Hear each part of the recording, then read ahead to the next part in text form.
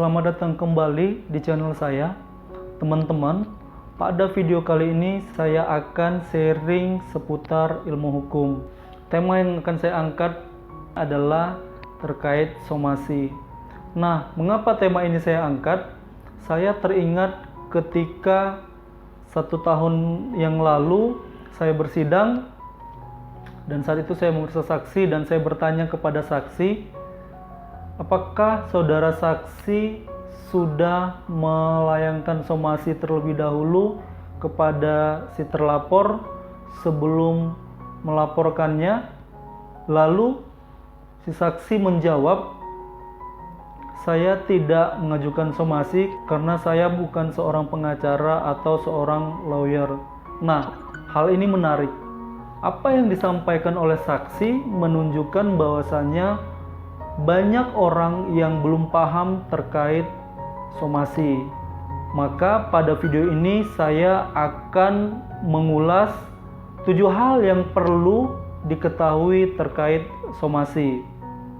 Tapi sebelum kita lanjut membahas 7 hal yang perlu diketahui tentang somasi, mohon bantu saya agar dapat menghasilkan video yang mengedukasi dengan cara subscribe, like, dan share video ini agar lebih banyak orang yang dapat teredukasi dengan menonton konten positif ini.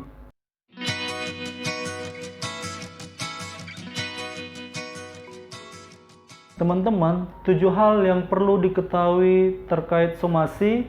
Yang pertama, tentang dasar hukum somasi itu. Nah, dasar hukum somasi itu ada pada pasal 1238 Kitab Undang-Undang Hukum Perdata.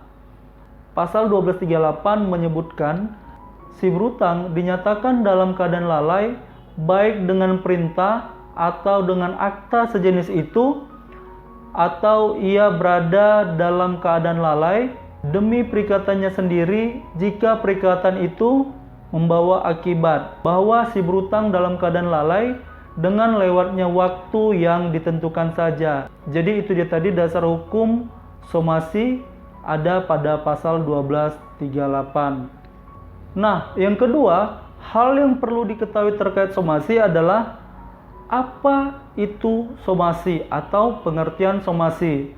Jadi teman-teman, istilah atau terminologi somasi tidak tertulis di dalam KUH Perdata. Istilah somasi tersebut dikenal dalam doktrin dan jurisprudensi.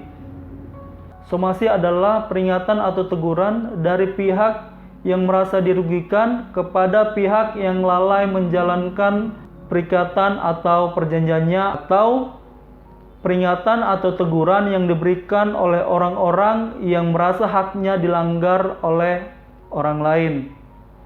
Dalam pasal 1238, somasi dilakukan bila ada yang lalai memenuhi perikatannya. Tapi dalam praktek atau dalam perkembangan hukum, somasi dilakukan hampir pada semua aspek hukum. Hal yang ketiga yang perlu diketahui terkait somasi adalah bagaimana bentuk somasi tersebut.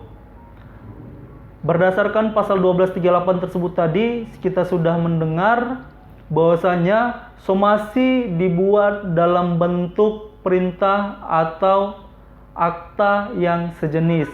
Jadi, somasi harus dilakukan dalam bentuk tertulis, tidak boleh dalam bentuk lisan.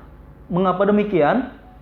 Saya pikir ini lebih pada pembuktian, karena apabila sudah tertulis, lebih mudah untuk membuktikannya bahwasanya orang yang merasa dirugikan sudah memberikan terlebih dahulu peringatan kepada orang yang lalai menjalankan perikatannya atau perjanjiannya, atau orang yang telah melanggar hak orang lain. Hal keempat yang perlu diketahui tentang somasi adalah kapan somasi dapat diberikan. Nah, somasi dapat diberikan setelah tenggang waktu dalam perjanjian atau dalam perikatan telah terlampaui atau sebelum gugatan diajukan. Jadi, somasi itu dapat dilakukan kalau perjanjiannya sudah terlampaui. Jadi, kalau misalnya waktu perjanjiannya belum terlewati atau belum habis, maka tidak dapat diberikan somasi. Atau juga somasi diberikan sebelum kita mengajukan gugatan. Tidak boleh mengajukan gugatan terlebih dahulu, lalu setelah gugatan masuk baru kita mengajukan somasi. Yang perlu diketahui terkait somasi adalah apa tujuan somasi itu. Nah, menurut pasal 1238 KUH Perdata, tujuan somasi adalah memberikan peringatan atau teguran kepada orang yang telah melalaikan perjanjian atau yang telah wan prestasi. Sehingga berdasarkan pasal 1238 tersebut, orang baru dapat dikatakan lalai atau wan prestasi atau tidak memenuhi janjinya atau perikatannya bila sudah tenggang waktunya lewat dan sudah diberikan somasi. Namun, dalam kalimat selanjutnya pada pasal 1238, seseorang atau pihak sudah dapat disebut dalam keadaan lalai walaupun belum diajukan atau diberikan somasi kepadanya. Contoh, misalnya dalam sebuah pesta, bila dalam perjanjian si A berkewajiban menyediakan makanan dalam pesta tersebut, namun hingga pesta tersebut selesai, si A tidak juga kunjung menyediakan makanan, maka tanpa dilakukan somasi, si A sudah dapat dikatakan lalai dalam menjalankan perjanjian atau perikatannya. Hal keenam yang perlu diketahui terkait somasi adalah apa isi yang biasanya diminta dalam somasi. Nah, dalam somasi, hal yang biasanya diminta adalah yang pertama, agar pihak yang lalai segera melakukan kewajibannya yang sudah dilalaikannya tersebut. Yang kedua, meminta untuk pembatalan perikatan atau perjanjian. Yang ketiga, untuk mendapatkan biaya, ganti rugi, dan atau bunga. Nah, yang keempat adalah biasanya kombinasi antara yang pertama dengan yang kedua, yakni supaya pihak yang lalai memenuhi kewajibannya dengan disertai dengan penggantian biaya, ganti rugi, atau pemberian bunga. Atau kombinasi antara yang pertama dan yang ketiga, yakni pembatalan perjanjian dengan kewajiban orang yang lalai tersebut atau pihak yang lalai tersebut memberikan ganti rugi, biaya, dan atau bunga. Hal yang ketujuh yang penting diketahui tentang somasi adalah siapa yang dapat memberikan somasi. Nah, hal ini akan menjawab cerita yang saya sampaikan saat persidangan tadi. Apakah benar hanya pengacara yang dapat melakukan atau mengajukan somasi terhadap pihak lain? Berdasarkan pasal 1238 KUH Perdata, tidak ada disebutkan kalau hanya pengacara atau lawyer yang dapat memberikan somasi kepada orang lain.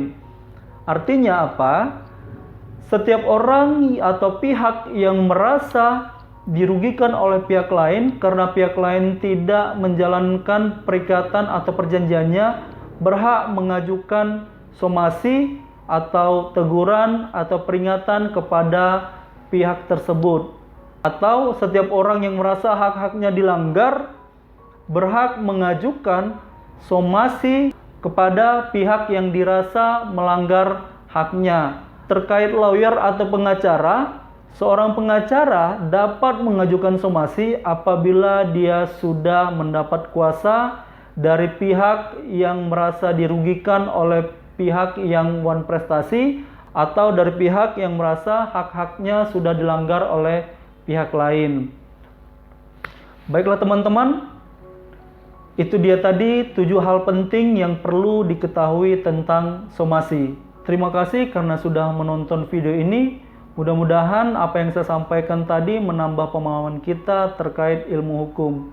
Apabila ada pertanyaan-pertanyaan terkait hukum, khususnya terkait somasi, atau apabila ada saran teman-teman terkait pengembangan channel ini, silahkan tulis di kolom komentar, nanti saya akan jawab di situ.